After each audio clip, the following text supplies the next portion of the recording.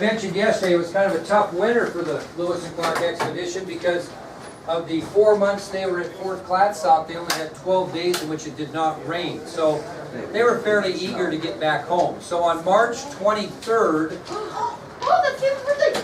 of 1806, on March 23rd of 1806, this Corps of Discovery began their homeward journey. So when you have your birthday, you will remember that. On March 23rd, 1806, the Corps of Discovery began the homeward journey. Now they actually were a little anxious and got out of there a little quick. They did get on the Columbia River, but they were forced to camp for nearly a month waiting for the snow to melt so they could get over the Lolo Pass. So they actually got a little bit anxious, probably could have waited a little longer on the Pacific coast, but they did hook on to the Columbia River, but were forced to camp for nearly a month waiting for the snow to melt. Now when they left, just out of curiosity, are they going upstream or downstream? Upstream. Upstream. Keep that in mind for a while, okay?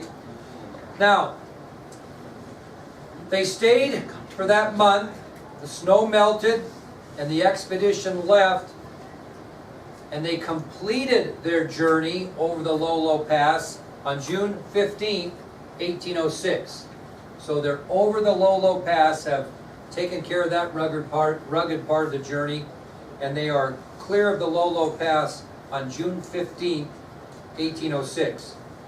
Now, it was at this point, when they got over the Lolo Pass on June 15th, 1806, Lewis and Clark decided they would split up for the return trip back through present-day Montana. And where do you think they're going to reunite? At the mouth of the Yellowstone River, just in the western part of North Dakota. Now, Lewis is going to take men and he's going to travel north following the Missouri River back to the mouth of the Yellowstone, and you can see that on your map. But he had a specific reason for wanting to split up and go north. He wanted to take more time exploring the Marias River. And if you look on that map, you'll see the circle that he makes around the Marias River, because at decision point when they were trying to decide which way to go on the trip out, Lewis became intrigued with that area, and he knew that wasn't the way to the Pacific, but he kind of was curious of what that amounted to, where it took him. So he took his men and he explored the Marias River. Once they explored the Marias River, they got back on the Missouri and headed back toward the mouth of the Yellowstone, but after getting on the Missouri, they encountered some very hostile Blackfeet Indians. We're talking about Lewis's trip here. So after they explore the Marias and get back on the Missouri and head for the mouth of the Yellowstone to meet up with Clark, Lewis and his men encounter some hostile Blackfeet Indians. Well, these were a little different than the Teton Sioux, who kind of backed off and let them go through on the trip toward the Pacific. The Blackfeet made an attempt to try to steal the weapons and horses that belonged to Lewis and his men, and as a result of the Blackfoot's attempt to do that, by stealing both weapons and horses, there was an ensuing fight. Okay? So Lewis and his men got themselves involved in a little bit of a skirmish with Blackfeet Indians who were trying to steal their weapons and horses as they traveled back on the Missouri. Well, in that ensuing fight, 2 of the Indians were killed, and the Blackfeet went for reinforcements, so to speak. And so basically what Lewis and his men did the rest of their return trip was skedaddle. And they traveled over 100 miles, the first 100 miles after their encounter, in just 24 hours. So they were getting after it, okay? So they were afraid that they were going to be, that the Blackfeet were going to be reinforced and they were going to have big time troubles. So after killing 2 of the Blackfeet in this little ensuing fight, they basically spent the rest of their time skedaddling. So as you can imagine, they got back to the mouth of the Yellowstone quicker than Clark did, okay? So that'll take you to Clark. He took men, but he also took Toussaint Charbonneau, Sacagawea, and their baby, Jean Baptiste, with them on the southern route on the Yellowstone River Valley. So Clark's going to have a portion of the men. He's also going to have Toussaint Charbonneau. He's also going to have Sacagawea and their infant son as they travel down the Yellowstone River Valley to explore the southern part of what is now Montana. Now, as the expedition continued down the Yellowstone River, they passed what Captain Clark referred to in his journals as a, quote, most remarkable rock. A most remarkable rock. So as the expedition continued down the Yellowstone River, heading back to join up with Lewis, they passed what Captain Clark referred to in his journals as a most remarkable rock. Now this remarkable rock that he was talking about rose about 200 feet above the ground and was located on the banks of the Yellowstone River near Pompey's Pillar, Montana. So this remarkable rock that he noted in his journals was about 200 feet above the ground and was located on the banks of the Yellowstone River near present-day Pompey's Pillar, Montana. Now this is maybe the coolest thing of the whole Lewis and Clark expedition, and maybe one of the most famous autographs in American history, because on July 25th, 1806, Clark climbed toward the top of this remarkable rock and carved his name and the date. And you have a picture of that in your handouts that I gave you. That maybe would be one of the more famous autographs in American history. So on July 25th, 1806, William Clark climbs toward the top of this remarkable rock and carves his name and the date. That signature is still visible on the rock today and is very well preserved in a shatterproof glass that surrounds it. And a lot of people go there just to see that signature. That's a pretty cool thing. Well, once Clark signed his name, what do you think he did next? Went to the top, because he wanted to get on top of this remarkable rock and see what he could see. And this is what he quoted in his journals. Do not write this down, just listen if you would. This is what he quoted in his journals after climbing to the top of this remarkable rock. He said, quote, "This rock I ascended, and from its top had a most extensive view in every direction. After satisfying myself sufficiently in this delightful prospect of the extensive country around, and the immense herds of buffalo, elk, and wolves which abunded, I descended and proceeded on." He wrote that in his journal, stating that he got to the top, he was incredibly impressed with the view he could see, and he saw immense herds at that time from the top of this particular rock of not only buffalo and elk, but wolves in the valley. Very, very impressed. So impressed, historians say that he took time to write it down in the journals. Well, he named this remarkable rock, it's on your ID sheet, Pompey's Tower, which is spelled differently than the city or the town. He named the remarkable rock Pompey's Tower. And he named it in honor of Sacagawea's baby boy, Jean-Baptiste. So he named this remarkable rock Pompey's Tower after Jean-Baptiste, whom he referred to as Pomp. That's the nickname he gave him, which is a Shoshone word meaning firstborn. So Clark didn't call him Jean-Baptiste, he called him Pomp or Pompey. Okay? And so he named this remarkable rock Pompey's Tower. Now there's a very small creek that runs next to this remarkable rock, and depending on the time of the year it has water in it or it doesn't. It's not very big. And Clark also named that small creek Baptiste's Creek in honor of the baby's Christian name. So William Clark definitely left his mark at the area we know today as Pompey's Pillar by carving his name on this remarkable rock, naming it Pompey's Tower, and naming the creek next to it Baptiste Creek. Now nobody really knows the whole story behind this, but in the early 1900s, they renamed Pompey's Tower to Pompey's Pillar and added the E. Nobody really knows why they did that, but that's today why it's called Pompey's Pillar, Montana. The monument itself is called Pompey's Pillar, and the creek is now called Pompey's Creek, with an E. This is what happened in the early 1900s. Now, when we get done with the lecture today, I'm going to show you a video, very short, so you can see what Pompey's pillar or tower looks like, okay? Well, after their adventure at Pompey's tower, Clark continued on his journey, and both parties met at the mouth of the Yellowstone on the Missouri River. And Clark was surprised to see that Lewis was recovering from a gunshot wound. Okay, he was pretty surprised. How did he get that gunshot wound?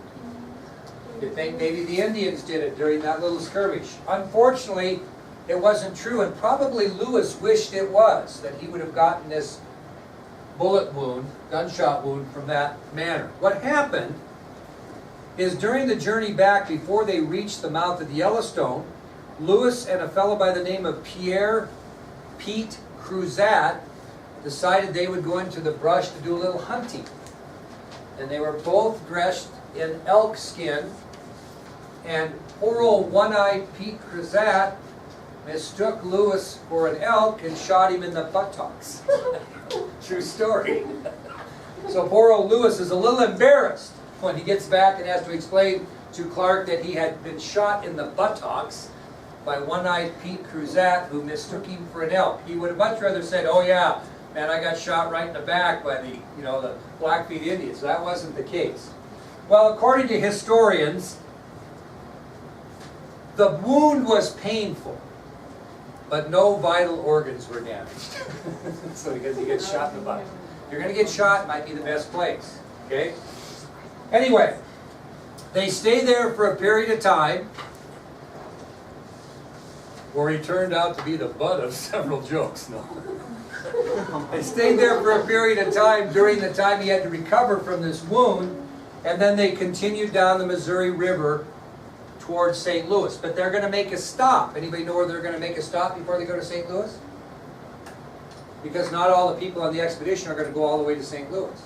Where are they going to stop and drop off Toussaint Charbonneau, Sacagawea, and the baby boy? Very good, the Mandan villages. So they stop at the Mandan villages, in which they part company with Toussaint Charbonneau, who they had hired as a guide, Sacagawea, who served as the interpreter, and the baby Palm. And the trapper was paid $450 for his services by Lewis and Clark to serve as the guide. So he paid Toussaint Charbonneau off. They stayed at the Mandan villages. Remember, he had another wife there. And the expedition continued. Okay, on September 23rd of 1806, the Lewis and Clark expedition reached St. Louis after 28 total months of travel, which means it took them how long to get back? Only 6 months compared to the 22 it took them to get out there. So on September 23rd, 1806, the Lewis and Clark expedition reached St. Louis after 28 months of travel. It had only taken them 6 months to return for two reasons. Why? What's that? They knew their way, they knew the exact route, and they were traveling mainly downstream. Yeah, downstream. Yeah. So anyway, when they got back, I'm going to give you 8 items that they brought back from their long journey to show people, or to prove that the expedition was worthwhile. So we'll see how good we are in comparison to the other bunch in picking these out. So, Rhiannon, my dear, there are 8 things of importance that Lewis and Clark brought back with them after this 28 months of travel. Give me one thing you think they might have brought back with them. That's the same look I got from the other class when I first asked that. But you're thinking too hard. What was the reason they went out there? Research. So what would they bring back? Maps. Maps. Yeah, absolutely. Maps were the first thing. Now I'm going to give you a chance to redeem yourself there. Maps. Now I've mentioned this several times, how they kept track of what they were doing, Rhiannon. So what else did they bring back? Journals. Very good. They brought back journals. So Lily, my dear, still looking excellent from that new hairdo. What else would you bring back if you were on that? What might you want to bring back to show people? Plants. Samples of plants. Very good. This reminds me of Family Feud here. Samples of plants. Now, just to give you a little information, in his journals, Lewis charted over 178 different types of plants. That doesn't mean he brought that many back, but he charted or documented 178 different plants during this expedition. But they did bring some back as well. Okay, Porter, what else might you bring back? Animals. Well, okay, what type of stuff? You're right there. They didn't. Very good. They brought animal furs back. They didn't bring live animals, but they brought animal furs back. Now, to give you a little bit of information, Lewis charted in his journals over 122 different species of animals that they ran into. Okay? So furs of various animals is exactly right, and he charted over 122 different species of animals. Kind of interesting because when I asked the other class, they have given me the same answers in order. Okay? Aurora, gets a little tougher. What might you bring back? Maybe not only furs of animals, but maybe what if you don't bring them alive? Bone. Bones of animals. There you go. They brought back bones of various animals. So far, we're in the exact same order. It's I kind of get a kick out of that. Gabe, what else might you bring back? See if you go in the same order or you go in a different one. What else might you bring back? You brought back maps, journals, samples of plants, bones of various animals, furs of various animals. What else might you bring back? People be interested in seeing from way over there. Maybe mineral samples? You're close. Samples of rocks. Which are minerals? Yeah. Samples of rocks or various stones. That wasn't in order, but we cut order, but we're in the same boat. What might go with stones, Carla? It kind of a little bit tie in with stones. You might want to know what different types of what they had that way. Maybe it's different along the riverbeds than it was in the mountains. Soil. Very good. Samples of soil. I think we're only missing one. We got maps, journals, samples of plants, bones of various animals, furs of various animals, soil samples, samples of various rocks or stones. What else was out there that they might not have had back in St. Louis that would be unusual? Samples of what? They found all kinds of new ones they didn't know existed when they were out there. Some of them were kind of pesky too. Bugs, insects. Yeah, insects, very good. Samples of insects. So those are the types of things that were brought back. Now, in essence, just to let you know, the expedition traveled over 8,000 miles during their trip, over 8,000 miles, and it took them 2 years, 4 months, and 10 days. 2 years, 4 months, and 10 days. Almost like an LDS mission. Right? Is that a 2-year thing? Yeah. Yeah. So, anyway, 2 years, 4 months, and 10 days. And there's no question that the Lewis and Clark expedition gave President Jefferson the information he wanted to know about this vast territory. Okay? Now, do you think Thomas Jefferson thought they would make it? He probably had doubts. I mean, you'd think it was compared to the moon landing in '69. There were some doubts on whether that was going to work. So there were some questions. Another positive thing about the expedition is after they returned, Clark freed his Negro slave, York, and gave him his freedom. So he freed his Negro slave, York. Okay, the last thing we're going to talk about is going to be a 10-point essay on your test, and you're going to have to compare and contrast the lives of Lewis and the lives of Clark after they returned from the Corps of Discovery. How did their lives go? Okay, so we're going to talk about that. You'll find out that your next subtopic, Lewis and Clark after the Corps of Discovery, you'll find out that their lives took wildly divergent paths. They weren't at all the same. Okay, one's going to have her pretty good and one's not going to have her so good. Okay, and we're going to start with Meriwether Lewis. I'll tell you a little bit about what happened to him. So these are the subsequent lives of Lewis and Clark after the Corps of Discovery. You're going to have to compare those. Well, when he got back, Thomas Jefferson, the president, rewarded Lewis with 1,600 acres of land, and he gave him a bonus of $1,228. I don't know why it was that, but it was. So he rewarded Lewis with 1,600 acres of land and a bonus of $1,228, and also appointed him governor of this new Louisiana territory. So he set him up pretty good. Gave him 1,600 acres of land, gave him $1,228 as a bonus, and appointed him governor of the Louisiana territory. Things are looking good. Unfortunately, Lewis proved to be an ineffective administrator of that territory, began to drink heavily, and fell into deep depression. So he was a poor administrator of the Louisiana territory. He started to drink heavily and fell into deep depression. He actually tried to commit suicide several times after the Corps of Discovery returned. Tried to commit suicide several times.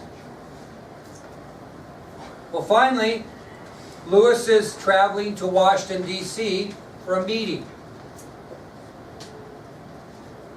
And on October 11th of 1809, as he is traveling to Washington, D.C. for a meeting,